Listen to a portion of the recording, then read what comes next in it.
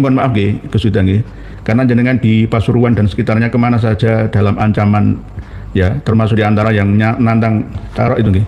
Saya hadiahin jenengan di awal mukadimah perbincangan kita. Ini tongkat dari guru saya, tongkat dari guru saya sepuh dari Cipondoh, keturunan Demak Bintoro, Baratin Fatah. Saya hadiahkan kepada panjenengan. Tolong jenengan, oke, saya gabung satu nggih. Jadi nanti kalau di mobil dilepas nih monggo di mana ini enggak akan mengganggu dan melanggar hukum karena tidak senjata tajam. Tapi istilahnya gue ngeprok kucing mati ya. Apalagi ngeproki sing nantan jenengan cara itu.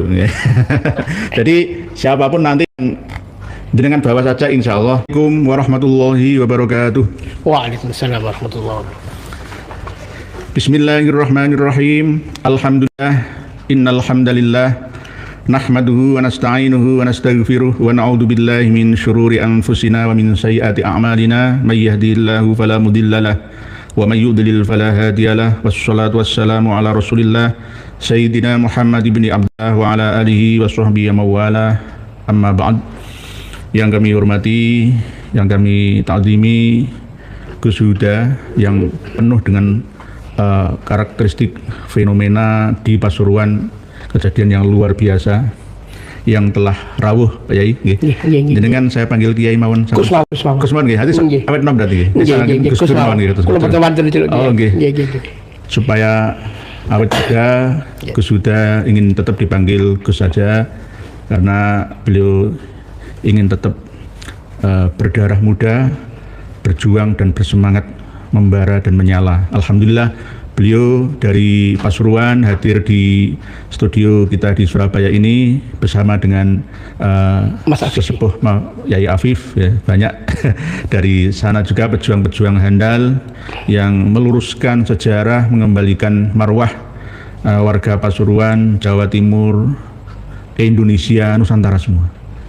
Beliau insya Allah akan menyampaikan kepada kita semua apa sih sebenarnya yang terjadi di Serambi Winongan sana. Namun sebelumnya para pemirsa, ini ada gambar foto lama.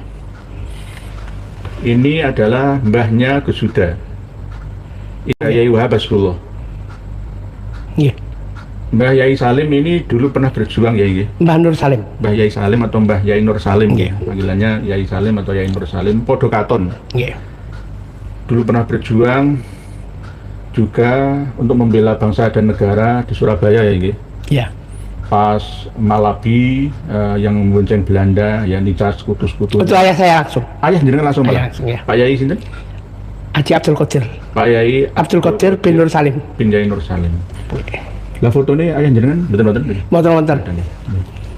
Jadi biasanya keturunan singa itu ya tetap singa. Nanti nggak ada keturunan singa jadi bebek, itu nggak ada. Bebek cuek itu nggak ada. Jadi darah itu biasanya mewarisi ya, sifat keberaniannya, keilmuannya, cinta terhadap negaranya, ya, tanah air kan, agamanya, apalagi bangsanya. Itu Gus Huda ini selain penuh dengan fenomena juga mendapat ancaman pembunuhan juga di sana. Mohon maaf ini saya sampaikan karena di channel ini channel yang bloko suto, menerangkan apa adanya, mengalir tanpa settingan ya nggih. Nggih. Gus Huda datang ke sini langsung mepet, langsung kita mengudara. Nggak ada settingan atau briefingan, nggak ada. Pak Yai Afif jadi saksinya. Karena kita ingin natural, alami ya. Bahwa tanpa ada permintaan dari saya. Malam hari ini saya belajar untuk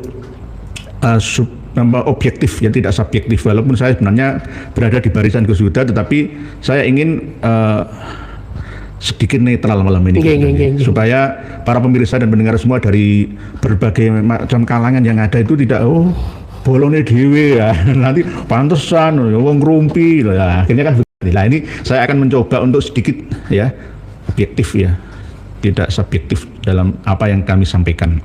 Jadi para pemirsa sekali lagi, leluhur Gus Huda ini bukan orang sembarangan. Bukan berarti mengandalkan keturunan, bukan. Tetapi paling enggak kita bisa melihat sepak terjang, ya, dedikasi seorang pejuang akan menurunkan juga bahkan anaknya atau putranya Yai Nur Salim ini, Yai Abdul Qadir. Selaku komandan resolusi jihad. Komandan resolusi jihad yang akhirnya menewaskan Jenderal Malabi di Jembatan Merah itu. Jadi beliaunya ini berjuang di zaman sekarang ini. Dulu harus mengangkat senjata. Sekarang pun Gus Huda ini juga akan mengangkat senjata. Senjata apa? Senjata pemikiran, ya, keilmuan, kekuatan, ya. Selain kekuatan lahir juga kekuatan batin juga. Dalam rangka apa? Bukan membela keluarga beliaunya, tetapi membela seluruh anak bangsa.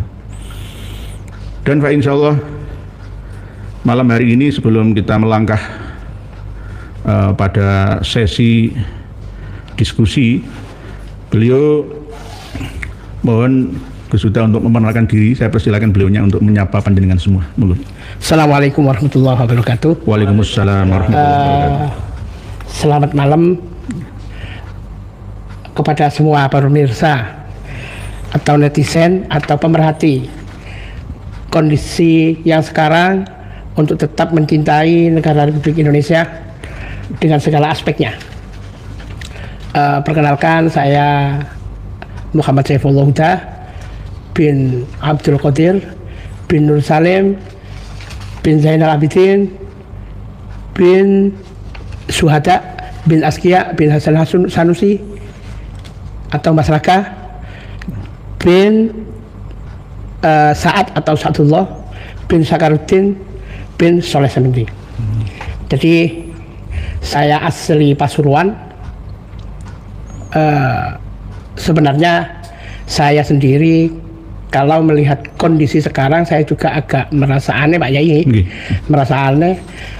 Saya mulai di tahun 95 setelah selesai mondok, selesai kuliah, saya melihat kenyataan kehidupan itu seperti tidak sesuai dengan ekspektasi disiplin ilmu yang saya dapatkan. Jadi pada saat itu saya agak kecewa dengan kondisi masyarakat yang mulai lepas dari hal-hal yang bersifat nasionalisme, keagamaan gitu. Jadi ketika saya itu lepas dari akademisi, saya itu merasa kecewa. Apalagi kecewa melihat Gus-Gus, melihat Habib-Habib, ya. Itu selama ini menjadi catatan tersendiri bagi saya. Makanya mulai di tahun itu saya kepingin lepas dari hal-hal yang atmosfer yang kayak begini ini. Jadi saya sudah melepas mulai dari dulu. Sampai saya nikah, saya sudah lepas. Saya tidak mau ambil pusing. Jadi pesantren saya tinggalkan. Karena pada itu pesantren di rumah masih ada mas saya. Yang di Podokaton atau di Bukul Kidul? Bukul Kidulnya. Ya. Saya tinggalkan, saya keluar dari sana. Saya mencari kehidupan sendiri. Yang saya rasa Gus itu kakean cocok. Itu menurut saya, ya. Habib-habib itu juga kakean cocok. Gus-Gusan. Gus-Gusan. Ya, mereka merasa lebih baik daripada masyarakat. Itu makanya saya meninggalkan semuanya. Dan insya Allah dari masyarakat kampung di tempat saya sudah memahami itu. Saya meninggalkan di suatu saat ketika ada di tahun 2018, ya, dari rentangnya panjang hampir 20 tahun saya meninggalkan wilayah pesantren itu hampir 20 tahun lebih. 20 tahun. Iya. Setelah menikah. Setelah menikah saya memiliki anak. Anak saya sudah kuliah, ya. Anak saya ya belum kuliah, masih di Queen Ploso. Cuma urusan keagamaan tetap saya utamakan, tetapi urusan aktivis dalam hal keagamaan betul-betul saya tinggalkan. Cuma ya tetap saja karena banyak yang menarik saya di Ishari, di mana itu kalau Ishari tetap saya lakukan. Di 2018 ketika ada perusakan di Makbaro Semendi, kiai-kiai pada marah, terus saya dipanggil, terus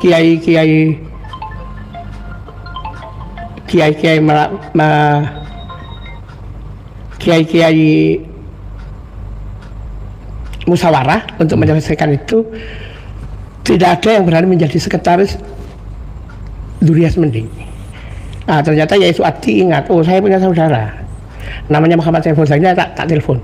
Saya ditelepon, datang, akhirnya saya disuruh diminta jadi sekretaris. Tapi di posisi hati saya itu guncang, aduh ini saya harus mengalami perubahan sikap ini, ya kan? Saya terima atau tidak? Kalau saya terima, konsekuensinya saya harus merubah sikap. Tapi karena melihat kiai-kiai sepuh-sepuh itu saya tidak tega, ya, akhirnya saya terima. Ya konsekuensinya saya harus merubah sikap. Sikap yang tadinya nasionalis, akar PDW, ya, nggak mau tahu, apatis, cuek, bebek, begitu.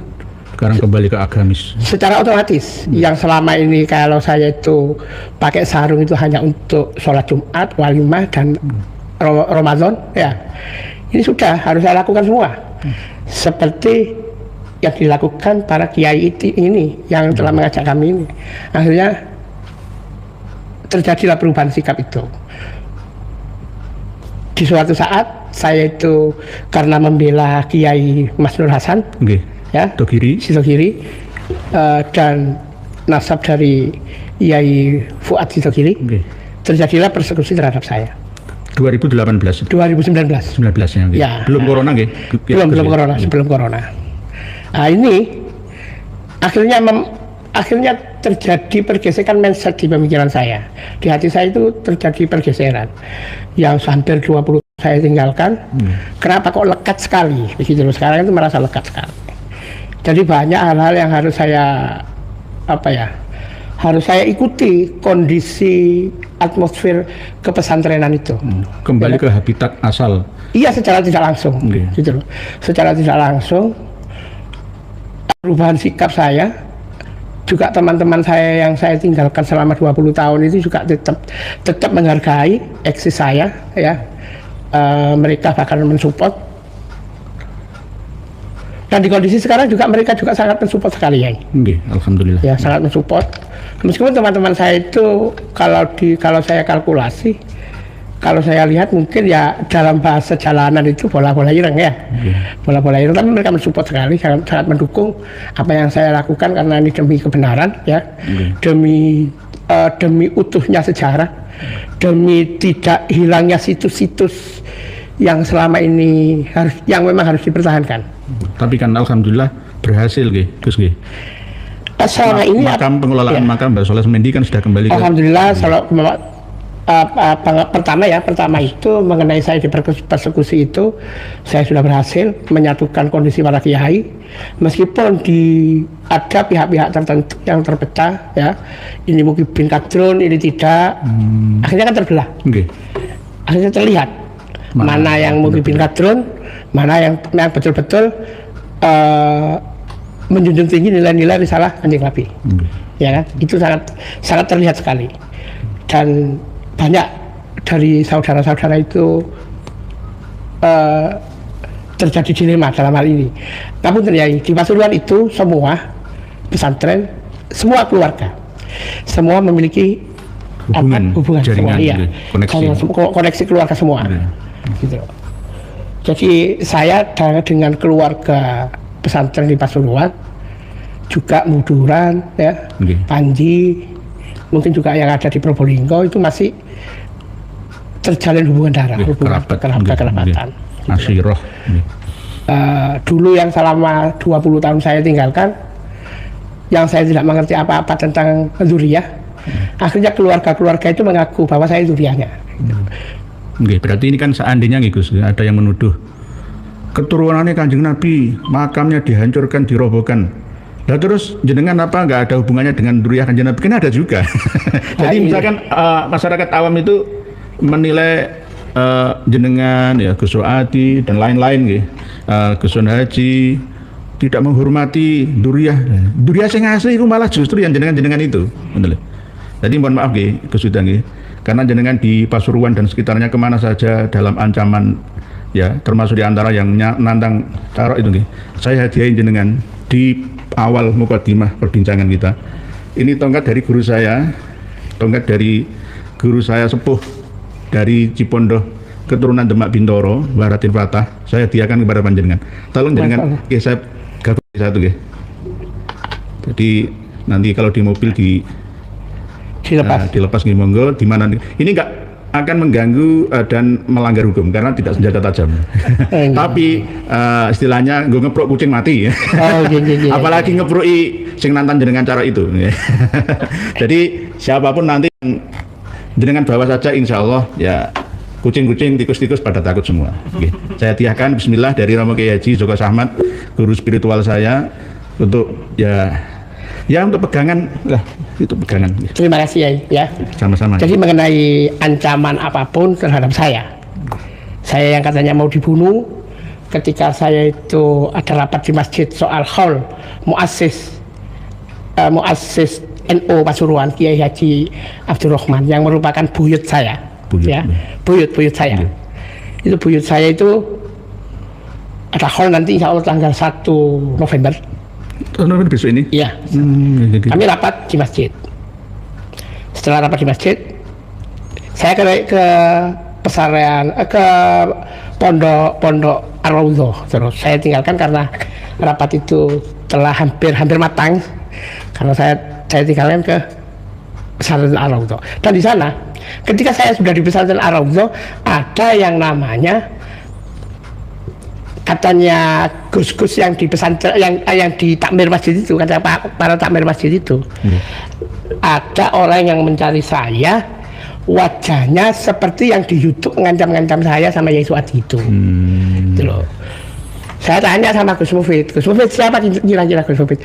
Itu loh Gus Ali Zainal, itu loh Gus, saya tahu wajahnya sama temannya itu. Tapi dia ngaku Sayyid ya Gus? Dia ngaku Sayyid gitu? Wallahu a'lam saya. Kalau ngaku Sayyid akan saya buru sampai kemana? Iya, saya wallahu a'lam. Marga mana, marga apa, dari mana saya akan tahu sampai mentok ke leluhurnya. Yang mengaku Sayyid itu yang melaporkan Gus Tom itu. Fahminya? Iya, Fahmi itu yang mengaku Sayyid. Itu pun nanti sama dengan yang mempersekusi panjenengan. Terus di setiap hari saya itu sama teman-teman di kota banyak yang SMS saya, WA saya, Gus sampai dicari, sampean harus jaga diri, sampean dicari Ali Zainal, dicari Habib Maksum, dicari Habib Yekmo, dicari Yekmo kelas itu. Akhirnya karena saya itu juga ada koordinasi teman-teman kan mengganggu kondisi saya, hati saya. Saya tanya sama orang ngemplak sana yang dulu menjadi dokternya ngemplak. Preman itu? Ya, dokternya saya telepon, saya tolong diantar ke rumahnya Ali Zainal atau Ali Maksum, siapa itu, Yekmo itu. Ternyata dokternya ngemplak itu juga tidak berani. Nggak berani, bilang begini loh Gus, sampean nggak usah diterusno itu wis. Mereka itu yang ngomongani-wani. Aku saya wis tuwek. Sekarang saya sudah tua. Nggak bisa melani sampean. Sing dokdeng itu tadi. Iya. Ngemplak itu tadi. Iya. Akhirnya saya koordinasi dengan teman-teman sendiri. Ayo kita sanggong aja wis. Apapun yang terjadi. Gitu loh. Ternyata juga enggak datang sampai malam, sampai subuh. Karena sudah ramai semua sudah membicarakan hal ini, bahwa saya dicari oleh Habib itu tadi. Gitu loh. Teman-teman juga sudah siap semua. Dari Cak Masruhin itu, bagaimana Cak Masruhin? Ya kita tunggu aja Gus. Cuma itu tadi Gus, saya pesan jangan memulai dulu. Saya mohon. Oh tidak. Jangan memulai dulu. Kita tetap bersaudara, kita tetap menjaga kerukunan bersama, tetap Gus. Jadi syaratnya memang harus adem, ayem, karena api akan kalah dengan air. Iya. Jadi kebetulan saya ditelepon sama teman polisi, Gus yang sabar, nggak usah dilayani. Nanti kalau sampean ada peset titik Gus ya, sedikit terluka sampai orang-orang pada paham kalau sampean dilukai orang, ini akan terjadi kekacauan yang besar Gus. Begitu. Maksudnya ya apa Pak Polisi? Itu saya tidak nyebut namanya ya Pak ya. Iya. Maksudnya ya apa Pak Polisi? Kalau sampai dipukul oleh orang, sampai dilukai oleh orang, penelitian apa survei apa bagaimana saya nggak tahu ya. Ini katanya Pak Polisi itu akan terjadi kekacauan, bahkan bisa seperti G30 SPKI nanti Gus. Seperti Habib itu akan dibunuh semua. Marah. Ya, tolong jangan sampai harus jaga diri. Jangan terprovokasi, terpancing. Tetap sabar, bisa mengendalikan diri. Jadi banyak sahabat-sahabat, saudara-saudara itu yang seperti sampai lakukan tadi, saya diberi ini. Sama apa nih? Buat apa ini? Ya, buat pegangan sampean Gus. Buat pegangan sampean, biar bukan berarti sampean harus untuk menyerbu atau bagaimana, tapi untuk keamanan sampean. Ketika sampean itu aman, Pasuruan juga akan aman. Okay.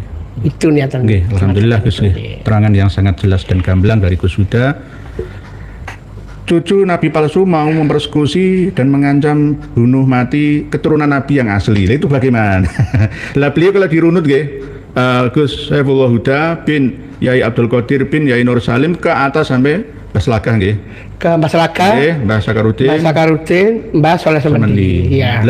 Lebih keturunannya kan jerapi sing asli. Walaupun tidak memperlihatkan menonjolkan diri, malah mau diancemi, itu bagaimana? Lah kewalik itu namanya. Lah inilah pentingnya malam hari ini ada beberapa episode pertemuan yang terus kami sorot Winongan Serambi karena pentingnya untuk mengedukasi saudara dan saudari, khususnya yang ada di Pasuruan Raya. Semua harus menyadari bahwa sebenarnya yang duriah Nabi asli itulah beliaunya ini, gitu loh. Beliaunya ini sampai Mbah Soleh Semendi sampai ke atas sampai Mbah Sunan Gunung Jati itu duriah yang asli, bukan Mbah Saiban. Beda, Asyaibani. Ada yang jalur ke Sunan Giri. Nah ini bagaimana itu loh. Jadi mohon di-share, bagikan ke seluruh channel baik yang pro dan yang kontra panjenengan bahwa tagar cucu Nabi palsu mau mempersekusi dan ancam bunuh mati cucu Nabi asli. Walaupun beliau nggak mengaku, tapi saya punya catatan. Ya, catatan, bahkan ada sebagian yang sudah tes DNA, sudah ada sebagian. Walaupun tidak tes DNA hasilnya J1, mungkin sudah campuran ya dengan haplogrup lainnya, ya tetap ya dalam jiwa beliau, Gus Huda, Yai Abdul Qadir, Yai Nur Salim dan seterusnya ke atasnya itu ada jiwa-jiwa pejuang. Ini buktinya ini. Ini Pak Yai Wahabullah, ini Pak Yai Nur Salim. Yang hidup tidak hanya sekedar hidup, tapi hidup untuk menghidupkan negaranya, agamanya, bangsanya, saudaranya demi nusa bangsa dan agamanya. Hubul waton minal iman, bagian daripada syukur pemberian Tuhan. Jadi beliau Gus Huda ini kami mohon Gus, jadi jangan kembali lagi seperti 20 tahun yang lalu itu. Mau mencari kehidupan sendiri memang nggak ada salahnya Gus. Memang ada sebagian putra-putra Yai itu yang ingin hidup berbeda, tapi tujuannya sama, untuk bermanfaat terhadap sesama, tapi dengan cara yang berbeda. Sebenarnya Gus Mi itu kan ya anak Kiai Pak Ida Juli, tetapi beliau kan dakwahnya bukan dengan baca kitab kuning, bala, ngajar, duduk, gambar, meja, kan enggak, tapi keliling kemana-mana. Jadi begini, Yai, saya dulu itu karena kehidupan di akademi ya, dengan kenyataan di masyarakat kok sangat tidak sesuai menurut saya. Kontras. Apalagi di Pasuruan. Di Pasuruan itu banyak habib-habib yang zawir-zawir. Sejak dulu padahal Gus itu. Sejak dulu. Di rumah saya itu Yai, di rumah saya itu abah saya itu temannya para habib-habib. Makanya dulu itu waktu saya kecil akrab sekali dengan namanya Wa'abib. Wa'abib itu namanya Habib Abdul Qadir. Marganya apa Gus? Asegaf. Masih hidup? Sudah meninggal. Beliau malah mengadakan acara khotmil Quran dengan bapak saya, dengan abah saya, Habib Abdul Qadir sama Bapak Abdul Qadir. Bapak Abdul Qadir. Bukan Habib. Nanti Habib sama nanti. Apa Abdul Qadir. Itu mendirikan khotmil Quran yang sekarang itu ternyata sudah besar, sekarang dihandle oleh anaknya ya. Oleh anaknya Habib Qadir itu. Nah, sebenarnya Habib Qadir dengan bapak saya Haji Abdul Qadir itu sangat akrab sekali. Saya juga, kalau saya manggil Wa'abib dulu ya kan. Dulu apa jenengan sempat curiga atas perilaku mereka atau bagaimana? Enggak, bapak saya itu, abah saya itu tidak pernah menceritakan haliannya para Habib. Bapak saya itu tidak pernah menceritakan hol-holnya para Habib. Bapak saya itu malah menceritakan bagaimana kita itu harus cinta kepada Romo Yai Hamid, ya, cinta kepada Romo Yai Ahmad Jufri. Bahkan suatu ketika bapak saya itu bercerita tentang saudaranya yang masih muda namanya Kiai Ja'far Shadiq, itu mengatakan ono keponakan yang baik itu namanya Yai Ja'far Shadiq, alim alamah, lulusan Lirboyo. Kamu nanti kalau sudah besar ngaji ke sana ya. Yai Ja'far Shadiq itu ayahnya Gus Dur Salati. Gitu loh. Dan sampai sekarang saya belum merasakan bisa ngaji ke beliau karena beliau sudah almarhum. Gitu, ya. Jadi apa itu tidak pernah menceritakan khaliyah orang-orang Pak Alwi, itu tidak pernah sama sekali. Tetapi saya pernah suatu ketika, karena Pak Alawi itu kalau minta uang ke Abah, apa mau sholat maghrib, ngimami sholat maghrib di masjid, ditunggu. Dia itu Arab itu minta uang, gitu loh. Itu Abah itu mau pulang lagi ngambil uang. Pulang lagi. Ya, jadi kan rumah itu dengan masjid itu kan bersampingan. Seberangan apa? Bersampingan ya. Karena ada jalan gitu aja. Ya. Akhirnya apa pulang lagi ngambil uang. Saya waktu itu masih muda, jengkel saya waktu itu ya. Mau tak keprui sama teman-teman saya. Loh, Abah itu tahu. Dipanggil saya, enggak usah tidur, ayo terus sholat. Habibnya yang mabuk tadi itu, yang minta uang. Yang minta uang itu buat mabuk. Lu sudah mabuk. Sudah kondisi mabuk. Tak kira mau buat acara mulut. Sudah mabuk. Sambil ngesak gepengan gitu loh. Botol gepengan. Ya, botol gepengan semacam katanya orang-orang apa itu. Ya. Tapi posisi mabuk dua orang itu. Saya jengkel, kenapa kok setiap mau maghrib dia itu ke situ mabuk minta uang gitu loh. Garai. Saya tidak tahu. Kesabaran Yai Abdul Qadir. Tapi apa itu tetap ngasih. Waktu mau tak pukuli sama teman-teman ya, saya dipanggil, ayo sholat, tak usah ribut-ribut. Setelah saya sholat, habis sholat, saya dipanggil sama Abah, kamu sini. Jadi teman-teman sudah di kudaan semua, mau ngaji semua, ya. Saya nak ngaji dulu, dipanggil sama Abah. Kamu kesini. Abah bilang begini, kamu tidak usah mukul-mukuli orang-orang seperti itu. Abah itu tidak akan miskin hanya karena diganggu oleh mereka-mereka. Tidak akan miskin, biarkan saja. Begini, lek Jawa ini ngeten nggih, ya ana pembaca Indonesia. Apa niku ngeten. Dan dia sione lek apamu iki lek kon ngantem-ngantemi wong-wong iku. Umpama wong iku keturunane Nabi. Keturunan. Terus saumpamane apa iku dijaluki duit ta wong itu sakei. Saumpamane iku duduk keturunan Nabi, apa yo ndak kira kiri, ndak kira miskin. Hanya diminta orang-orang itu. Berarti kesimpulan saya bahwa apa tidak mengakui kalau mereka keturunan Nabi. Keturunan Nabi kok kayak ngono. Ya. Dalam hati loh dalam hati. Ini asumsi panjenengan. Asumsi saya. Mentafsirkan bahasane bapak saya, gitu loh. Dan dia sione saumpamane wong sing kon antemi iku pancen keturunan Nabi, gitu loh. Sia uripe kamu iki. Gitu ya. Dalam arti ada dua jawaban. Yang satu bisa keturunan Nabi, yang satu tidak. Dari dua yang sangat was-was ini, saya menyimpulkan dalam hati saya bukan keturunan Nabi. Begitu saya. Karena dulu memang belum terbuka kitab-kitab yang membongkar tentang jati diri mereka. Makanya karena apa itu begitu, mulai saat itu saya tidak memiliki respek kepada mereka. Di samping itu selama ini saya itu juga mengandalkan hati ya. Kalau hati saya itu ono sinyal ya, ini bahasa saya sendiri ya. Ada sinyal, ada ketertarikan, ada sambung, berarti memang beliau zuriat Nabi. Jadi Ainul Basiroh jenengan nyambung ke Ainul ilmiah panjenengan jenengan terapkan. Ya, jadi selama ini saya tidak pernah sambung dengan para Pak Alwi itu. Jadi nggak iso cocok nih ya. Nggak bisa cocok. Suatu saat saya itu merasa cemburu kepada sesama Gus-Gus itu.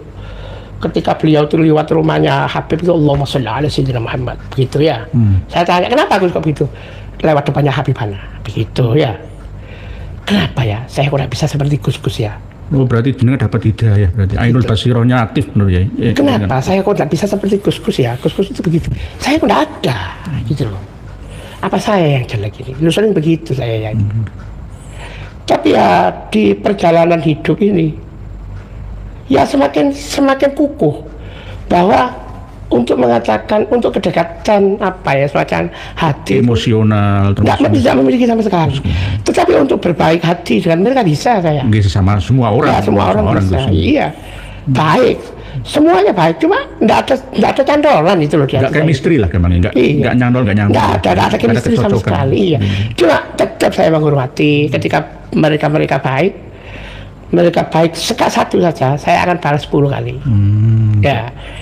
luar biasa. Kalau mereka baik sama saya sekali, saya akan balas 10 kali. Gitu loh. Jadi para Pak Alawi ketika ketemu saya secara zahir pasti baik sama saya. Di kondisi yang tidak menguntungkan ini ya, kondisi yang kayak rancu begini.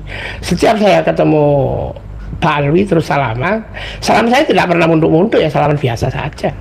Waktu di Jogja itu saya bilangi para kiai pada salah satu habib, salaman itu begini loh Yai, nggak usah mundur-mundur Yai. Begitu saya. Ya banyak kiai-kiai termasuk suhu di Zuriya sama dia tunjukkan. Termasuk Yai Suhati saya bilang begini loh Yai, kalau salaman itu Yai. Dulu Yai Suhati itu mukibin dulu itu. Akhirnya Yai Suhati mengatakan saya karena alimnya, oke lah karena alimnya boleh. Cuma kalau di depan masyarakat jangan ngawur, begitu saya. Ya, kalau sampean sendiri berdua silakan. Dijadikan panutan ya. Begitupun ketika saya salaman sama para habib itu, banyak yang menshooting saya memvideo itu. Nah, akhirnya di framing kilo Gus Jawis api para Pak Alwi, terus ditulis ya tarim gitu ya. Maksud saya itu ya jangan begitulah, gitu maksud saya. Kita itu wajar-wajar saja lah. Gitu. Alhamdulillah. Saya tetap menghormati kok kepada mereka yang baik. Harus begitu pengumuman para habib dan muhibbin yang ada di Pasuruan, Probolinggo, umumnya yang ada di seluruh Indonesia. Ini loh balasan di persekusi, ya mau dibunuh mati, balasannya tambah malah mendoakan, tetap merangkul semua. Ini benar-benar duriah kiai yang sebenarnya, jadi nggak mau mencari musuh ya, tapi mencari saudara. Iya, luar biasa. Ya. Jadi jangan sampai jenengan terpancing mau ngancam-ngancam ini nantang Carok sama Gus Suadi sama jenengan. Nah ini bagaimana? Nanti Pasuruan nggak kondusif ya. Nanti dikira kita ngobong-ngobong. Jadi melalui Corong Surabaya ini kami ingin mendamaikan semuanya. Baik para habib dan muhibbin yang ada di Pasuruan sana, ayo ingin mencari tahu sebenarnya apa yang ada dan siapa yang dimakamkan di Serambi Winongan sana. Ayo kita bongkar-bongkar bersama lah gitu. Jadi kita kembali hidup tanpa kasta, yakni sama-sama saling menghormati satu sama lainnya. Nah ini kan Gus yang kami lihat jenengan yang berapi-api ketika berorasi ya, menyampaikan kepada yang hadir di tanggal 1 Oktober kemarin itu yang akhirnya terjadi pembongkaran ya. Itu jenengan sendiri kan tahu sebelumnya, karena ini sudah ada di tangan saya kronologinya. Ini kan sudah 14 halaman sudah kami bagikan kepada para pemirsa semua di haizin.com di channel kemarin, yang video kemarin channel kita. Dan di sini pula ada tanda tangan jenengan tanda tangan jenengan. Banyak kiai yang bertanda tangan, termasuk Kiai Abdul Salam Muhammad Saifullah Huda, Ponpes Nurul Islam, Bugul Kidul, Ketua Yayasan Nurul Islam. Saat nomor HP-nya, saat tanda tangannya ada. Oleh sebab itu, kalau sudah dirubah barang bukti perusakan ya yang ada di makam Serambi Winongan sana oleh para mukibbin yang mengadakan acara mulut dan malam hari malam hari Gus serot dirubah-rubah. Nah, berarti otomatis status hukumnya Gus Puja, Gus Tom itu gugur. Gak bisa diteruskan lagi. Mau bagaimana? Wong polisi lain sudah barang buktinya nggak bisa dijaminkan keotentikannya. Sudah dirubah semua itu. Iya. Jadi nanti akan ada fitnah seperti apa lagi. Oleh sebab itu kalau memang ingin damai, ayo teruskan Pak Bupati, ya Mas Bupati Pasuruan, ayo jenengan berada di tengah saja. Jangan membela Gus Huda dan kawan-kawannya atau membela Pak Alawi yang ada di sana. Ayo di tengah, luruskan ya mana yang benar antara dua orang yang bertiga ini. Kembalikan, normalisasikan makam di Winongan itu. Karena apa, nanti akan menjadi sampel, bukti, contoh tempat-tempat yang lain di seluruh negeri ini. Kalau jenengan Mas Bupati ya membela Pak Alawi, jenengan akan kualat dengan para wali yang ada di Pasuruan khususnya, Duriah, Mbah Semendi dan seterusnya. Begitu juga Mbah Duriahnya Mbah Son Haji ya, Mbah Yai Son Haji, Mbah Yai Suadi dan lainnya. Semuanya jenengan, Mas Bupati, jabat itu cuma maksimal 2 periode lah jenengan. Kalau periode berikutnya jenengan kepingin terpilih, ayo berjuang. Nasionalisme jenengan bangkitkan, buktikan dalam kasus ini. Kepolisian sudah menyerahkan, melimpahkan kasus ini ke Pemda. Kawan-kawan kami sudah menghubungi Mabes Polri dan Polda pun sudah nggak mau campur tangan masalah pelik ini. Karena apa? Nanti kalau diteruskan terjadi seperti yang Gus Huda sampaikan tadi. Ya ini akan terjadi seperti zaman PKI dulu. Iya. Bahaya jenengan nanti misalkan jenengan tersabet lurit leher sampean misalkan, langsung Indonesia akan bergerak. Mohon maaf, nggak menakut-nakuti. Kalau laskarnya Gus Hadi sudah dikerahkan, saya nggak mau menasihati sudah. Saya tidak akan mau menasihati Gus Hadi Abu Amar. Biarkan, saya akan membiarkan.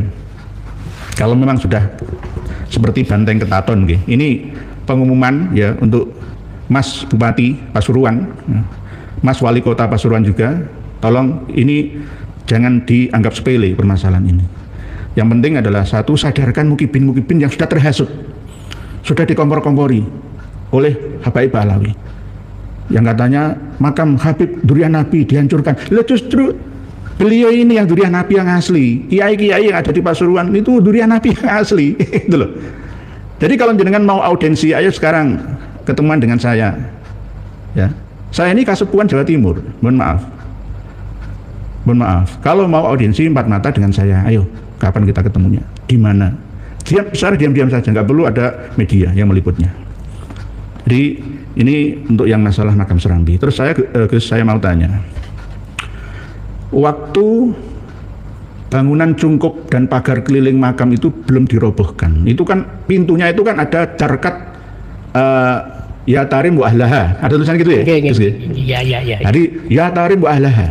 Nah, carkat ya tarim itu adalah simbol dari ya ada nilai mistiknya. Nah, ada nilai mistiknya. Orang-orang tarim seperti lagu ya tarim itu. Jadi ini bukti daripada penjajahan sebuah permakaman. Tidak hanya yang masih hidup saja yang dijajah, tapi yang sudah mati pun mau dikuasainya. Ini kalau dibiarkan akan merembet kemana-mana.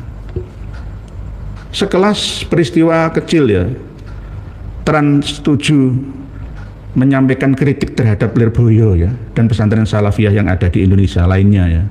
Langsung alumni Lirboyo bangkit menduduki studio Trans 7, langsung PBNU langsung loh. Kiai Yahya Khalil Saqaf langsung tampil. Ada apa itu loh? Ada apa itu loh? Kenapa ketika 70 yai seperti Gus Nur Huda ini, walaupun alim sekalipun, tetap kalah dengan satu orang Habib yang bodoh, yang pemabuk, yang malai, yang dawiri. 1 banding 70 kiai alim semua. Kenapa Anda tidak marah? Yai Hasyim Asy'ari Hadratus Syekh dihina-hina oleh Faisal Assegaf, jenengan tidak marah. Malah justru ketika ada kritik ya dari Trans 7, ya menurut saya nggak sebegitu tajam lah kritik itulah. Kalau menurut saya jangan terlalu sensi. Ambil maslahah positifnya. Ada sisi baiknya. Sebagai bukti daripada kritik mereka terhadap kita. Saya 14 tahun di dunia pesantren dan bahkan sampai sekarang. Saya pun kadang-kadang anak-anak tak suruh bersih-bersihkan kamarnya sendiri. Bukan kamar saya.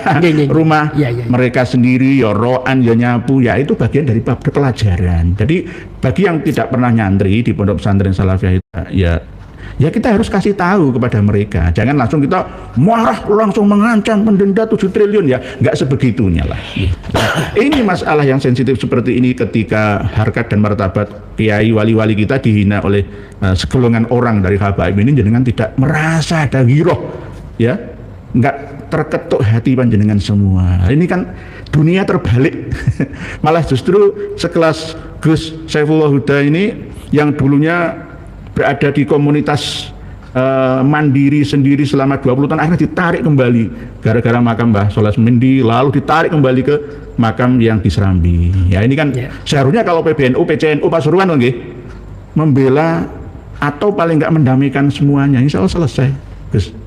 Jadi begini, menurut saya itu, saya juga tidak paham dengan PCNU kota maupun kabupaten ya.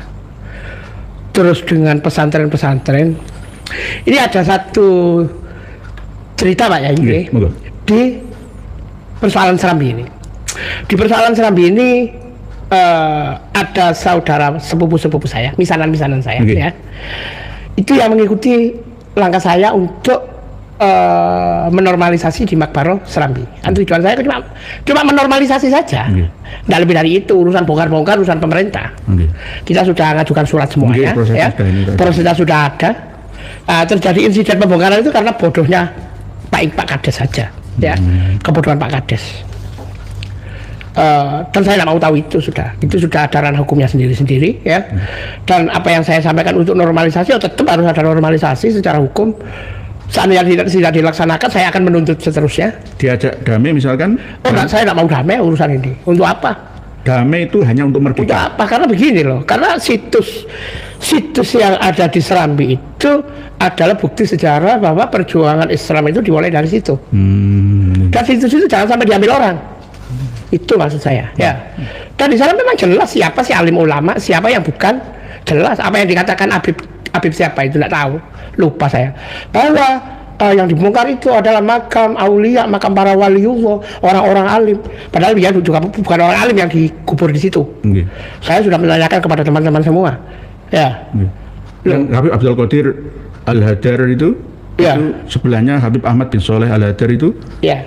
Itu bukan orang-orang alim, bukan orang-orang pejuang agama. Bukan ya? Bukan guru ngaji, bukan guru apa, enggak, iya.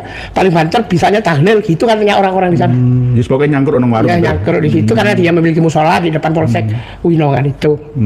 Begitu saja tidak lepas. Tapi dikatakan Al-Alim, Al-Wali, Al-Qutub, Al-Allamah berjuang mengislamkan Winongan. Itu ngawur itu.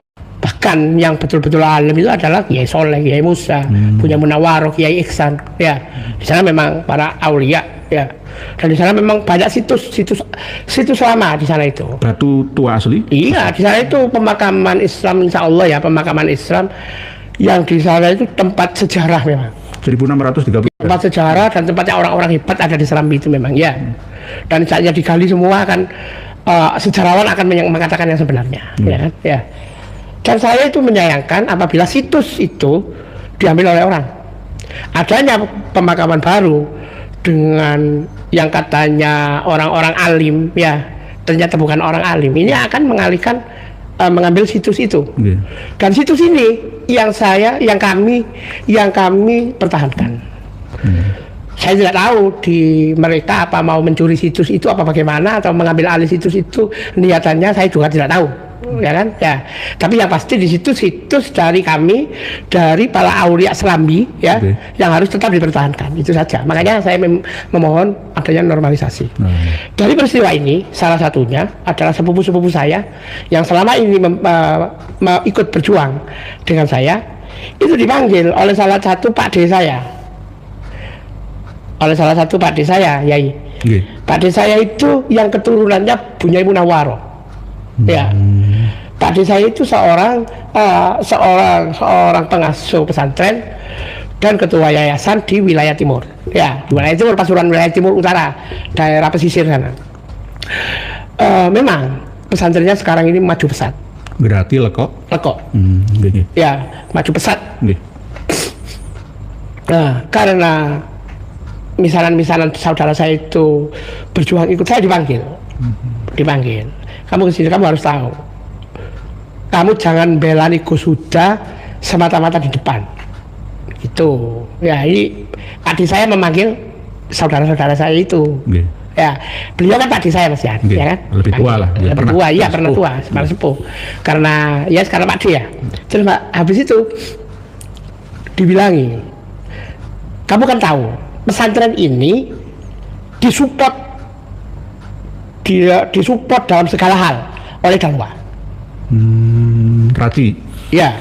Seandainya kamu kelihatan, kamu kan ngajar di sini, kelihatan kamu bersama Gus Huda di sana, macam-macam begitu. Ya. Saya kan malu, saya kan tidak enak, saya kan begitu. Nah. Karena yang memarahi itu juga Pak D-nya, juga ketua yayasan, juga yang memiliki lembaga. Ya.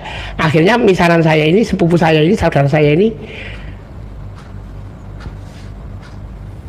Terus lanjut. Menemui saya, saudara saya ini menemui saya, Gus, bagaimana nih Gus, sama Pak Le ini saya dibilangnya begini Gus. Saya mendukung sampean dari belakang saja Gus ya, tidak semata-mata. Nggak berani menampakkan diri. Karena banyak pertimbangan. Bagaimanapun juga dia mengajar di pesantren sana, mengajar di lembaga situ. Yang Ya, dia juga keturunan dari Bunya Munawaro langsung sama, gitu loh. Kalau saya kan Mbak Iring sama saya, ya kan? Mbak Iring gitu. Ya, Mbak Iring sama saya. Ya sudah, monggo pun, saya memahami itu. Gitu. Saya memahami kondisi sama, tapi saya tetap dia juga dia ikut tanda tangan di sini, ya. Ikut tangan di sini. Cuma di belakang layar saja. Di belakang layar. Khawatir nanti kan ada politik balas budi namanya, nggak enakan lah sama Dalwa dan begitu. Saya kan juga curiga, akhirnya berpikir, jangan-jangan semua pesantren-pesantren yang model begitu, digembosi nanti. Enggak, yang model begitu, yang fanatismenya mukibinya kayak begitu hanya gara-gara support kepada pesantrennya, itu loh. Dan dibalas budi itu tadi ya. Ya itu, makanya itu. Nah, akhirnya yang tersesatkan adalah masyarakat. Korbannya adalah masyarakat, umat. Masyarakat, jamaat. Hanya karena sebuah pendidikan, ya taruhlah bisnis di dalam pendidikan atau bagaimana ya. Ya, akhirnya yang dijadikan korban adalah masyarakat. Masyarakat yang tidak tahu menahu, pokoknya ini atas nama Nabi tak apa, akhirnya ngawur. Begitu. Subhanallah. Itu kasihan sekali saya kalau melihat ini. Tapi alhamdulillah Gus sudah tetap istiqomah, konsisten, nggak berubah lah semangat juang azimahnya, niyahnya. Jadi inilah yang akan timbul anugerah karomah dari Allah yang Maha Rahmah, insya Allah. Walaupun ada saudara atau teman sahabat yang kontra dengan jenengan, ya dengan merayu, ya wes lah Gus sudah wes, kita menyerah saja lah. Banyak yang begitu. Ini namanya gembosi Gus. Banyak ini yang gembosi begitu. Gus. Saya itu alumni, salah satu alumni saya itu pesantren ilmu Al-Quran di Singosari. Oh, nganu Lutfi Basori sebenarnya. Amin Lutfi itu adalah Pak Lek saya, ya. Pak Lek saya, karena Abaye Basori itu juga mbak saya, ya. Mbak Iring sama saya, mbak saya. Jadi Abaye Basori itu adiknya Mbak Abdul Salam, ya. Abdul Salam itu kakaknya Yai Basori. Kakaknya Yai Basori. Ya. Yai Basori punya anak Mas Lutfi Basori. Ya, Abdul Salam punya anak ibu saya, namanya Iftahul Jannah. Gitu. Jadi masih Pak Lek saya, gitu ya. Saya juga alumni sana. Ya, subhanallah. Kebetulan perbedaan pendapat ini pernah terjadi clash di pesantren saya. Ya, sedikit ada perdebatan kecil lah. Tapi setelah perdebatan itu sudah membias semuanya.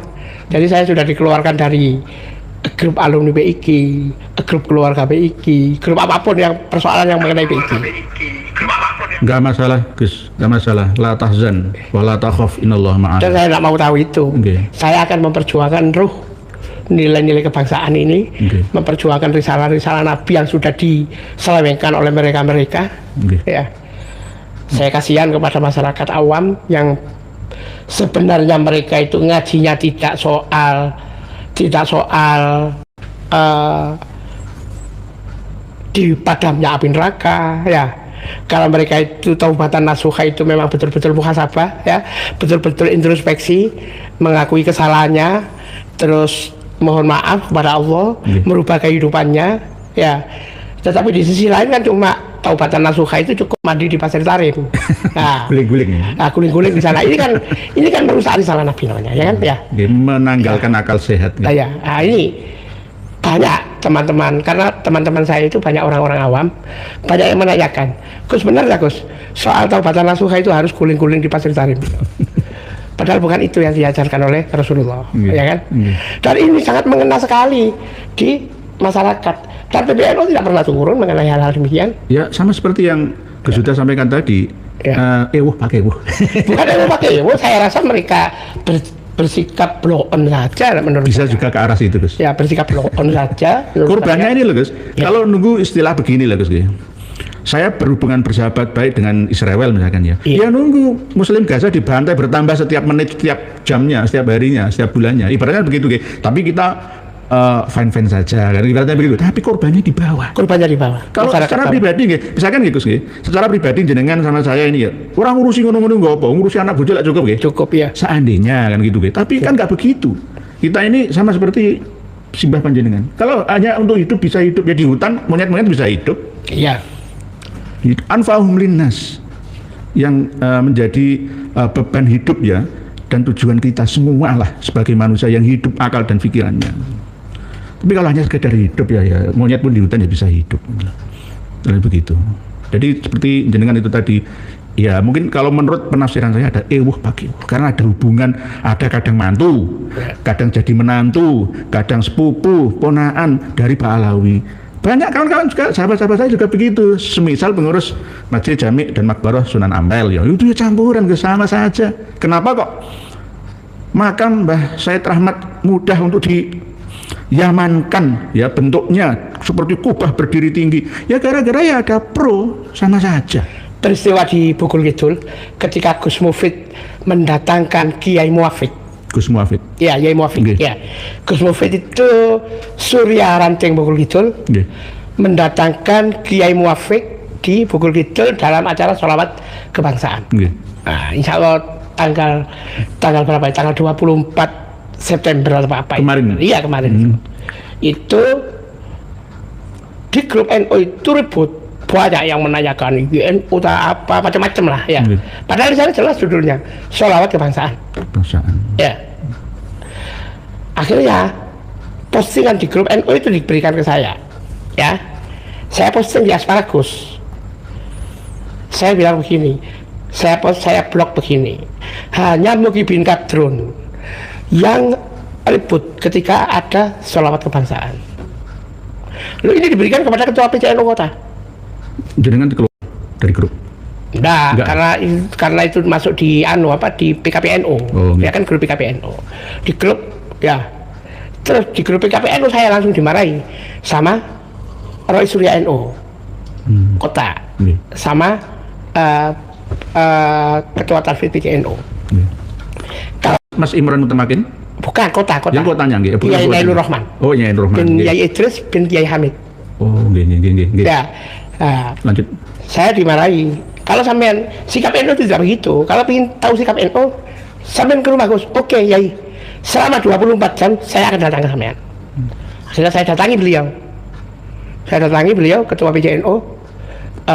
Saya mukadimai semuanya. Kenapa saya bersikap begini? Karena saya ketahui ini Yai semuanya. Jadi mulai dari saya berdiskusi, mulai dari kondisi-kondisi yang sekarang ini, yang terkini ini, soal Pak Alawer yang kayak begitu itu, Pak jalannya ya saya ceritakan semua. Saya juga cemburu Yai. Saya bilang sama Kiai ketua Surya NU Kota Pasuruan. Saya itu juga cemburu Yai. Kepingin saya itu menjadi Muhyiddin Kadrun. Kados jenengan juga ini. Mohon saya pencerahan dan nasihat dari sampean untuk supaya saya itu menjadi Muhyiddin Kadrun kados jenengan.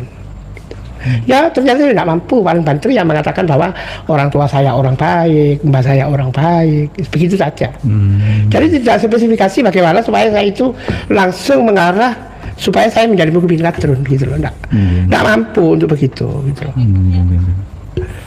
Banyak kejadian-kejadian yang saya alami. Makanya itu kembali kepada persoalan mengapa sih mereka itu menjadi sangat fanatik, sangat Muhyiddin. Saya khawatir karena persoalan duniawi ya, gitu loh, duniawi. Seperti halnya Pak Le saya yang ada di Leko itu, gitu loh. Tidak menutup kemungkinan. Seperti halnya kenapa dari pondok-pondok di pesantren di Pasuruan itu ketika Haul Solo pada datang semua. Kemarin kecelakaan itu. Saya ditutup tapi informasinya nggak bisa dibuka lagi. Lanjut. Saya tidak ngurus mereka kecelakaan apa enggak. Maksud saya begini. Seperti di Sidogiri, kita kan tahu yang 500 dikirim ke sana. Yang pidato kan keluarga Sidogiri. Malu saya. Ya. Nyimaknya malu saya. Saya asli malu saya. Loh, ketika di Haul Solo semua dikerahkan semua sana. Saya tidak pernah mendengar adanya pengerahan untuk hall di Sayyid Sulaiman. Padahal pendiri pesantren Sidogiri itu adalah Sayyid Sulaiman. Dan keluarga dari Sidogiri telah laki-lakinya dari Sayyid Sulaiman. Ya. Lu mengapa kok tidak ada gerakan atau ajaan kepada alumni, kepada masyarakat untuk meramaikan hall di Sayyid Sulaiman? Padahal lebih dekat jaraknya daripada Sulaiman. Lebih dekat, terus secara garis lurus lebih menjadi keturunannya muassis pendiri pertama. Muassis pendiri Sidogiri. Terus apa yang dilakukan oleh Gus Sidogiri? Tidak ada sama sekali. Ya kalau dipikir-pikir apa yang Gus Huda sampaikan ini ya benar. Dipikir nggak usah dalam-dalam lah Gus. Sederhana aja nggih. Iya. Justru yang pendiri asli Sidogiri di Mojoagung. Tapi kenapa yang sana malah dikuatkan yang Solo? Padahal ya Solo itu bukan siapa-siapa. Yang di Kholi itu orang ada di Sewon sana. Iya. Ini hanya Habib Anis yang menjadi duriyah mungkin ya dari sama-sama klannya gitu saja. Karena menangnya propaganda. Menangnya doktrin, framing, setting disampaikan secara terus-menerus itu. Sampai ya menguasai, mengoptasi Sidogiri. Tapi Sidogiri nggak seperti Gus Huda memiliki pendirian sendiri. Alias apa? Yes, terombang-ambing tuh. Gara-gara dulu pernah Mbak Yai Nawawi katanya 65 kiai di Sidoarjo mengisbat Ba'al, enggak ada itu hanya klaim-klaim saja. Tapi klaim-klaim itu tanpa diverifikasi ya. Padahal mereka ahli kitab. Setiap hari itu bergumul dengan ya data kitab kuning ya, data kitab suci ya, data hadis Nabi. Tapi mengapa Basiroh ini enggak aktif sejak dini? Lebih istimewa seperti Gus Huda yang walaupun ya selama 20 tahun nasionalan tapi malah justru terbuka ainul ilmiah basirohnya. Ini ya inilah kadang-kadang Gus Huda, kehidupan ini nggak ada yang sempurna ya, ada yang kadang-kadang kelihatannya getu seperti itu tapi ternyata hidayah itu nggak mereka miliki. Kadang-kadang ya, kadang-kadang orang yang seperti wis abangan lah gampangannya ya, tapi justru mendapatkan channel hubullah hubur rasul yang lebih tinggi. Nah, ini kadang-kadang misteri memang misterinya. Jadi ini Gus Huda tadi dari Pak Trending Nesia, taruh dulu HP-nya Yai, nggak sopan ada orang bicara malah mainan HP.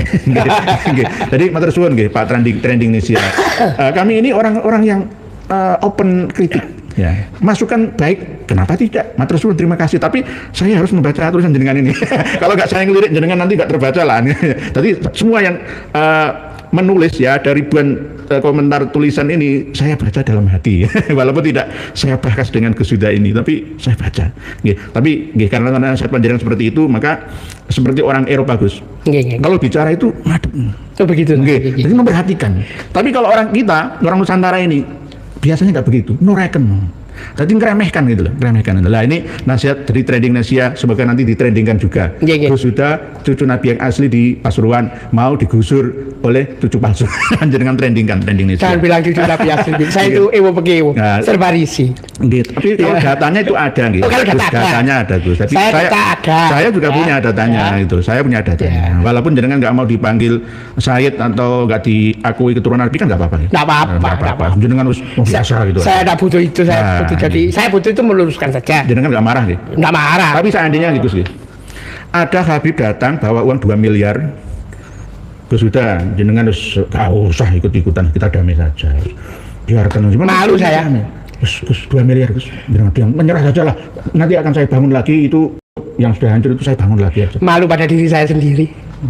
Apabila itu saya terima malu dengan diri saya sendiri. Gitu loh. Dan tidak mungkin itu akan saya terima, akan saya lakukan, tidak mungkin. Saya lebih baik miskin kok daripada harga diri saya diinjak-injak. 2 jempol saya angkat pada beliaunya. Inilah tipe-tipe ulama dunia akhirat. Walaupun beliau bukan ulama intelektual yang khusus, yang luas tidak, tapi justru itu tadi mayahdillah falamudillalah itu tadi.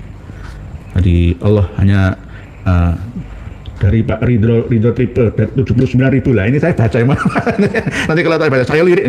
Jadi mata saya ini harus seperti sopir lihat rating, lihat kiri kanan depan belakang. Matur suwun Pak Ridho Triple. Matur suwun, terima kasih. Jadi Gus Huda ini orang kadang salah persepsi wajah karena antara Gus Adi Abu Amr dengan panjenengan itu sama-sama dempelnya. Iya. Sama-sama dempelnya tinggal Gus Adi ditantang carok sama Dek Zainal Abidin itu yang jenengan apa yang Gus Adi? Kalau saya dengar dan lihat gerakan di sana kok Gus Adi sih? Iya, Gus Adi ya. Mana Gus Adi ini? Tantang carok ini, tantang aku. Tapi ternyata waktu mau persekusi jenengan itu ya nggak begitu gitu. Mesti nggak mana? Oh, enggak. Gus Huda, mana? Enggak menanyakan. Mana rumahnya Gus Huda? Gitu.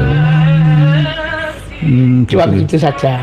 Jadi nggak sampai ke rumah jenengan tapi di masjid. Cuma kan masyarakat kan tahu kalau itu Ali Zainal sama orang-orang Arab yang pernah menentang Yesus Adi. Oke, menteror lah. Nah, akhirnya harus salah di sana itu. bahkan tadi malam itu saya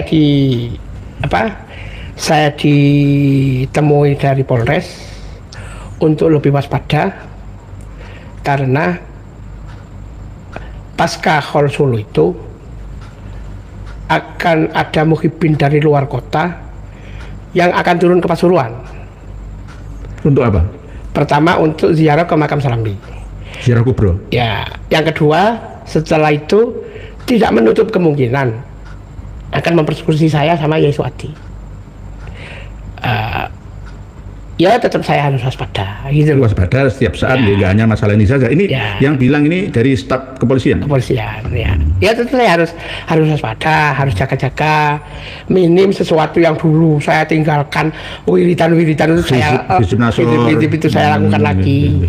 Ya bagaimanapun menurut dari beliau kepala Bapak Polisi itu, mohon Gus jaga keselamatan sampean, jaga keamanan sampean. Saya percaya kok sampean itu orang pemberani. Saya percaya sampean tidak akan lari dari semuanya ini. Cuma apabila ada sesuatu terhadap sampean, keamanan, kondisivitas di Pasuruan ini akan kacau. Nggih, jelas Gus. Kalau misalkan dibalas. Iya. Semua yang pro dengan jenengan, yang di luar Pasuruan terus ikut digerakkan ratusan ribu, jutaan, terus bagaimana? Ini yang dikhawatirkan. Ya, seandainya lagi gak tarung di Pasuruan, kepolisian hanya sebagai wasit saja yang bertepuk tangan. Aduh, saya itu pusingnya itu begini ya. Banyak SMS WA ke saya. Ya saya tidak tahu namanya WA tidak ada namanya. Jangan khawatir Gus, sampean luka sedikit, semua Pak Alawi tak bunuh semua. Lo ada yang begitu. Cuma saya kan tidak mau menanggapi hal demikian itu. Cuma saya tetap mengharapkan itu hanya pepesan kosong belaka. Nggak akan berani hanya ancaman saja. Terus begini, saya diceritain begini dalam adab kan banyak yang WA ke saya ya. Sampean tahu di Banyuwangi Gus, di Banyuwangi Jember itu saya ada yang mengatakan apabila ada luka sedikit siapa gitu yang di toko di sana itu, semua Pak Alawi ditanggung saya habisin. Akhirnya di sana itu mendirikan apa kata ini ceritanya dia Pak Bayi ya, saya nggak tahu ya. Ronda gitu. Mendirikan dapur runcing.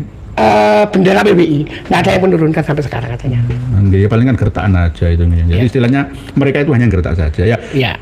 Nggak usah takut. Lebih banyak pendukung jenengan se-Indonesia daripada yang tidak mendukung. Oh iya, tidak takut sama sekali saya itu. Cuma diwaspadakan tetap aja namanya. Saya itu berpikir efek dari kejadian yang menimpa kepada saya apa efeknya nanti, itu yang saya pikirkan. Kasihan saya itu apabila efeknya menimpa kepada masyarakat bawah. Dengan visioner, memikirkan orang lain, memikirkan keselamatan, kedaulatan ya, pemikiran, akal sehat masyarakat dan umat lainnya, sungguh luar biasa. Terima kasih. Gus Huda, ada pertanyaan dari saya juga.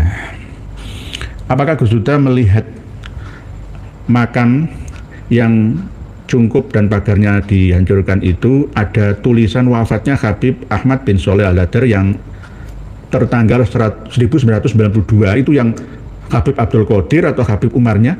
Ada yang melihat? Saya tidak tahu. Saya itu tidak pernah melihat secara detail di dalam. Kalau saya pikir saya tidak ngurusi makam-makam para Habib Darkat Yatarim itu ya, apa itu namanya itu yang pintunya ada tulisan itu. Saya tidak pernah melihat itu ke dalamnya ya. Saya memang tidak tahu. Saya cuma pada saat itu merasa prihatin, kasihan.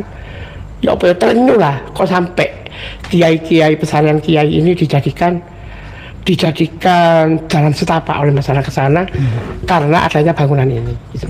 Saya tidak mau tahu bangunannya siapa, tetapi ya gara-gara bangunan inilah sehingga ternisahkan para aulia di Serambi itu. Makanya saya tidak mau tahu siapa yang ada di dalam itu, tidak mau tahu, dan saya tidak pernah melihat. Sebab ada laporan ke saya juga, kalau kami runut ya 4 generasi dari Habib Umar bin Hafid bin Ibu Zahra Al-Hadar bin Aisyah Al-Hadar bin Mas Ahmad bin Sholeh Al-Hadar, yaitu kok ada yang wafat 1992, itu nggak masuk akal, nggak nyambung. nggak sesuai dengan hitungan. Jadi begini, menurut saya Umar Hafidh itu pembohong. Nggih, kemarin sudah saya sampaikan. Saya pastikan beliau itu pembohong. Nggak mungkin lah.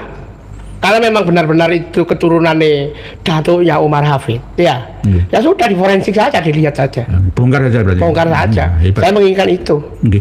Saya sangat tidak percaya dengan ocehannya Umar Hafidh itu. Itu acting, Gus. Ya. Acting. Kurang ajar sama dengan main film itulah. Tapi masyarakat awam itu kalau bisa menurut saya nggih, blacklist saja Mas Umar bin Hafidh masuk ke Indonesia. Karena apa? Yang datang ke Serabi Tarim itu bukan hanya Habib lokal Indonesia. Saya melihat Habib-Habib yang datang, imigran yang sekarang, bukan dulu nggih. Ya, paspor, visa datang ke Indonesia untuk menguatkan posisi di Serambi Pindungan sana. Nah, seharusnya ya Umar Hafidh itu kan datang di Solo kemarin. Nggih. Seharusnya dia itu datang ke Pasuruan menjelaskan dia itu datuknya benar apa tidak. Begitu seharusnya. Seharusnya membuktikan. Ya nanti biar kepolisian yang turun. Orang-orang forensik itu yang turun.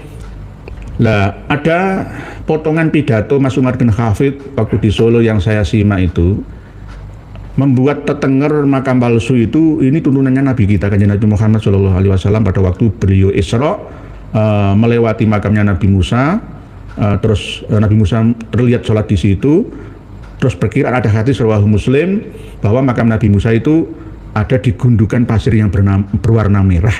Tapi oleh Mas Umar bin Hafidh ditambah-tambahi sendiri, padahal Nabi tidak mengatakan seperti itu. Ditambah-tambahi sendiri berarti nanti diseret ke hukum membuat makam palsu, tetenger palsu itu boleh-boleh saja. Allah habaib alawi seperti yang ada di dalam kitab An-Nahrul Mawrud. Nah ini kebohongan apalagi yang disampaikan oleh Mas Umar bin Hafidh ini, dan yang saya sesalkan juga. Universitas Muhammadiyah itu juga mengundang pembicara Mas Umar bin Hafidh ini. Untuk apa Muhammadiyah selama ini diam, ternyata menikam dari belakang juga ternyata. Tokoh seperti misalkan Dik Adi Hidayat misalkan ya. Kalau toh nggak bisa menerangkan secara ilmiah, diam saja. Dari kalangan Muhammadiyah itu banyak yang membela kita secara diam-diam kok. Tapi ternyata hari ini pihak Muhammadiyah malah mengundang seorang pembohong, pendusta dari Tarim Hadramaut sana. Tidak perlu ilmu daki-daki, klenik-klenik, nakik-nakik untuk mengetahui siapa sebenarnya Mas Umar bin Hafidh itu. Kesudah aja bisa mendeteksinya. Ya gimana ya? Ya mungkin mereka menumpang di kondisi yang sekarang ini. Menumpang tenar lah ya kan? Bisa saja itu. Tapi ya aneh lah apabila teman-teman Muhammadiyah itu mempercayai hal-hal klinik-klinik itu. Nggak punya kitab karya Habib Umar. Saya punya kitabnya. Saya punya. Jadi saya itu paling takut berbicara yang tanpa ada referensi datanya. Hari ini saya diprotes sama kiai-kiai banyak yang meminta bukti data ke saya tentang kemarin malam waktu saya live dengan KRAT Fakih Wiradiningrat. Saya mengatakan bahwa Al-Faqihul Muqaddam itu ketika ingatkan, ya entah itu pada waktu waridat, syatohat lah, itu urusan kedua. Tapi intinya, kullu 3 dari Al-Quran, ngendikannya Allah Ta'ala. Ketika Al-Faqihul Muqaddam dibacakan, kullu nafsin dha'iqatul maut, jawabannya adalah, mali nafsun. Aku kira duwe jiwa, aku rasa mati aku. Yang kedua, kullu man 'alaiha fan, setiap yang ada di muka bumi ini akan mati, akan fana. Ma ana 'alaiha, aku nggak di bumi, aku berarti di atas langit sana, di arsy, di Sidratul Muntaha. Jadi aku ini bukan manusia biasa. Quran loh yang ingatkan ini loh. Terus kullu syai'in halikun illa wajhah, setiap sesuatu itu akan binasa kecuali hanya zatnya Allah Ta'ala. Jawabannya apa? Ana min nuri wajhi, saya berasal dari wajahnya Allah, dari nur dzatiyahnya Allah saya. Dan diteruskan di dalam manuskrip Al-Masyhur Rawi berdasarkan kitab Al-Jauharus Syafaf karya katanya ya Abdurrahman bin Muhammad Al-Khatib, katanya tapi ngapusi juga. Itu diteruskan langsung hal Muhammad bin Ali huwallah, apakah Muhammad bin Ali Al-Faqihul Muqaddam itu dialah Allah? Al-Faqihul Muqaddam menjawab, na'am ana Allah, iya saya adalah Allah. Wa kharra maghsyian, lalu dia menjungkel semaput pingsan.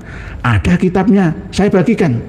Kalau para ulama sekalian memprotes, saya kasih datanya, terbuka, kami terbuka. Syarhul Ainiyah juga mengulang-ulangnya, Al-Masyra'ur Rawi versi cetakan 1-2 juga mencatatnya. Versi manuskrip Masyra'ur Rawi juga ada. Al-Jawharus Syahfaf yang versi manuskrip yang tulisan tangan itu juga mencantumkannya. Mau ngeles seperti apa? Paling lah nanti akan ngeles itu pas pada waktu seperti Al-Hallaj, Al-Junaid, seperti Al-Bustami, ya, Anak Al-Haq dan lain sebagainya. Seperti Syekh Lemah Bang, Syekh Abdul Jalil, Siti Jenar misalkan. Paling akan ngeles ke situ. Tapi ini tidak, ini Quran diingatkan kullu nafsin dha'iqatul maut, kullu man 'alaiha fan, kullu syai'in halikun illa wajhah. Jawabannya itu selenco. Walaupun waridat satu had sekalipun nanti akan kami bahas dalam ranah sufiah yang akan datang. Kembali kepada yang Gus sudah sampaikan, ya. Jadi belum tentu orang yang memiliki kecerdasan intelektual spiritual itu terus mendapatkan petunjuk hidayah dari Allah Ta'ala, belum tentu. Sehebat apapun kelihatannya cerdas alim ya kelihatan di mata manusia, belum tentu ia bisa mendapatkan karunia. Hidayah itu karunia, anugerah Allah Ta'ala, tidak semua orang dikasih. Jadi apa yang disampaikan Gus Huda ini sangat luar biasa. Dari tawaran yang saya sampaikan 2 miliar, islah aja, damai aja, beliau menolaknya karena takut nanti terima duit Romilah terus mati nih, gak menikmati. Saya malu dengan diri saya sendiri. Itu ya. Saya malu apabila saya terima itu, saya malu dengan diri saya sendiri. Tak bangunkan masjid ya. Susah kalau malu dengan diri sendiri itu susah ya. Ya itulah. Kalau malu dengan orang lain sih bisa kita ya. Tapi malu dengan diri sendiri itu yang susah. Di al-khaya'u minal iman kan di situ. Ya. Kalau punya rasa malu karena tidak hanya musyahadah tapi muraqabah, diawasi oleh Allah Ta'ala. Ya wedi ya, izin. Ya. Izin menjual agamanya, bangsa, umat, masyarakatnya demi dunia kan begitu ya. Ya kalau bisa berumur panjang sampai 180 tahun ora masalah, bisa menikmati. Nah, terus terima duit Romian terus mati. Sul khotimah. Nah, akhirnya kan keturunan jenengan yang akan menanggung beban balas budi itu tadi. Pakewuh ya, itu tadi. Nah, inilah pelajaran yang sangat berharga dari yang malam hari ini disampaikan kepada panjenengan semua. Beliau ketika pas tanggal 1 Oktober kemarin pembongkaran itu luar biasa. Orasinya ya untuk menyemangati lainnya. Begitu juga ketika diwawancari oleh kawan-kawan lainnya melalui video call atau secara langsung, beliau menjawab secara apa adanya tanpa ada beban ya, settingan actingan ya, bukan karena itu. Terima kasih sudah ada yang. Jadi saya berharap sekali kepada masyarakat semua untuk menilai kondisi ini dengan baik. Bagaimanapun juga Aulia Dzuriyah Serambi itu merupakan situs-situs budaya berdirinya Pasuruan. Dan itu harus kita pertahankan, bahwa situs itu milik kita, bukan milik orang lain, bukan milik dari kota lain. Dan situs-situs itu adalah pribumi asli yang merupakan leluhur kita semua, bukan leluhurnya orang lain. Makanya situs itu harus kita pertahankan. Tanpa situs itu kita tidak memiliki arti apapun untuk kelangsungan hidup kita di Pasuruan, terutama di Winongan. Makanya itu situs itu harus kita pertahankan, bahwa itu kehormatan kita, bahwa itu leluhur jenengan semua, wahai masyarakat yang ada di Winongan, khususnya di Pasuruan, bahkan di Indonesia secara umumnya, bahwa Aulia Serambi adalah orang-orang alim yang pertama yang menyebarkan Islam di Pasuruan dan sekitarnya. Monggo kita perjuangkan aura kehormatan dan kemuliaan para Aulia Serambi. Matur suwun. Terima kasih telah kita simak bersama. Sebenarnya kurang Gus 3 jam tapi karena durasi YouTube ya ada batasannya. Jadi mau tidak mau kami harus mengikuti aturan main yang ada. Closing statement setelah Gus sudah sampaikan, dan alhamdulillah kita mendapatkan penjelasan yang luar biasa. Intinya beliau tidak terpancing, tidak terprovokasi. Begitu juga kami tetap mendamaikan semuanya sama-sama saudara, sebangsa setanah air. Kalau ada tuduhan, kalau memang Gus sudah wa dzurriyyatihi min a'la ila asfal, misalkan sampai Kanjeng Nabi kan sama-sama pendatang, misalkan sama-sama pendatang, imigran, sama-sama imigran, tidak. Durian Bas Soleh Mendi itu orang yang membaur dengan semua sama, nggak ada kasta-kasta, nggak ada jenengan Muhammad Saifullah Al-Huda Al-Asyaibani atau Bahasaiban, nggak ada nih, nggak ada, hilang semua. Atau Sayyid udah nggak ada. Ya Bapak atau Gus ya, Gus itu panggilan orang-orang kita biasa itu ya, bagus atau Agus itu semoga menjadi anak laki-laki yang bagus rupane, gitu, bagus perilaku nih, gitu, bagus laki kan gitu. Dan selalu menomorsatukan akhlak, bukan keturunan. Oh, saya keturunan orang hebat ini mbah saya asli. Buktinya saya bukan, beliau tidak seperti itu. Bahkan sempat nyepi selama 20 tahun karena protes terhadap keadaan ya. Antara Habib dengan Gus kok kiai podo wae ternyata. Podo wae menjajah umat lah ya gitu, menjajah masyarakatnya. Bodoh nih lah, arti menekan dan gampang seperti itulah itu Gus-Gusan ini. Jadi luar biasa. Salam dari kami Surabaya untuk warga Pasuruan semua. Ayo sing damai, sing adem ayem tentrem. Mukibin semua enggak usah diprovokasi ngono gelem. Wes sing sawah sing dodol ora usah ngreken ngene iki mbelani jenengan gitu loh. Jenengan aja sih nggak ngerti keadaan permasalahan, asal usul ceritanya di Winongan itu seperti apa. Oh, wajah ini perusak makam, enggak, justru yang meluruskan. Nanti misalkan seandainya ya ini closing statement yang agak sebelum terakhir, makamnya Mbah Yai Soleh, Mbah Yai Musa dibangun sama seperti cungkupnya Habib Ahmad bin Soleh Al-Hadar, jenengan terima pun? Tidak terima. Sama kan? Adil kan berarti? Saya tidak terima, ya. Saya kepingin normalisasi semuanya. Normalisasi semuanya, nggak ada bedanya. Ini yang ditanyakan oleh semua kiai yang masuk ke dalam HP saya. Loh kenapa kiai itu kok membiarkan leluhurnya yang mulia itu kok terpendam begitu saja, diam saja? Saya bela, itu nyolong laku tahun 2020 pas lockdown itu ya, begitu. Kan nyolong laku ya, dibangunnya itu baru 2020, 2002, 2024, 2004 satelit, citra satelit sudah saya sampaikan ke panjenengan. Nggak ada bangunan itu 2000, mulai 2010 itu ya, terus dirobohkan 2020 dibangun mewah. Ada tulisan pintu masuk kaca darokat ya tarim wa ahlaha. Jadi nanti Winongan Serambi Sohib Tarim, itu milik orang Tarim sana. Tarim Van Java, Tarim Van Java, bukan Nek Paris Van Java Bandung ini luar biasa. No api-api wong fashion ya, okay. Tapi kalau pintu Tarim nggak ada harganya. Indonesia milik Aulia Tarim, Jawa pintu Tarim. Lah, pulau sama negara kan, Jawa pintu Tarim, Indonesia milik Aulia Tarim. Terus masyarakat menduduknya apanya? Budak Tarim. Lah, jenengan mau? Nggih, ayo pengumuman untuk warga Mukibin Pasuruan, Probolinggo, ya, Sidoarjo dan sekitarnya. Jenengan mau? Kuwalat dengan duriah nabimu yang asli. Jadi kuwalat, kuwalat. Oleh sebab itu normalisasi. Toh nanti ada urusan itu mau diapakan seperti apa pihak kepolisian dengan Pemda. Karena bukti barang bukti sudah dirubah oleh mereka, ya gimana lagi? Nggak bisa diproses. Gus Puja sama Gus Tom yang ada di Polda. Kembalikan lagi dan semuanya rukun damai, kembali dinormalisasikan semua sama. Kiai Musa, Kiai Soleh, makamnya juga sama. Robohkan, bongkar keramiknya, normalisasikan semua tanpa kasta. Demikian pertemuan kita sudah yang luar biasa malam hari ini. Semoga menginspirasi kita semua untuk meniru kekonsistenan, keistiqomahan beliaunya. Demikian, wallahu a'lam. Wassalamualaikum warahmatullahi wabarakatuh. Siap merdeka.